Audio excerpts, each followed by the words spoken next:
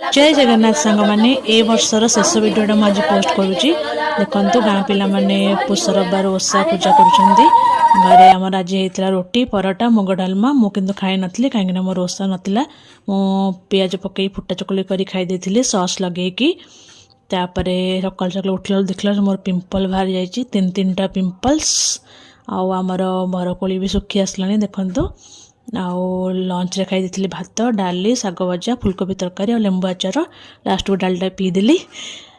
बो आज आम पोड़पिठा कर ठंडा रखी मुझे मिक्सर खाईदेली नमन प्रोग्राम दौला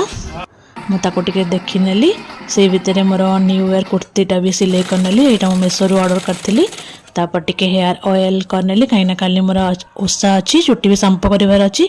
ए हल्का फुल्का टिके मेहंदी बनईली तापर मु गोटे पोड़ पिठा खाई सही जाइए। वीडियो भल लगे सब्सक्राइब करेंगे। जय जगन्नाथ न्यू इयर।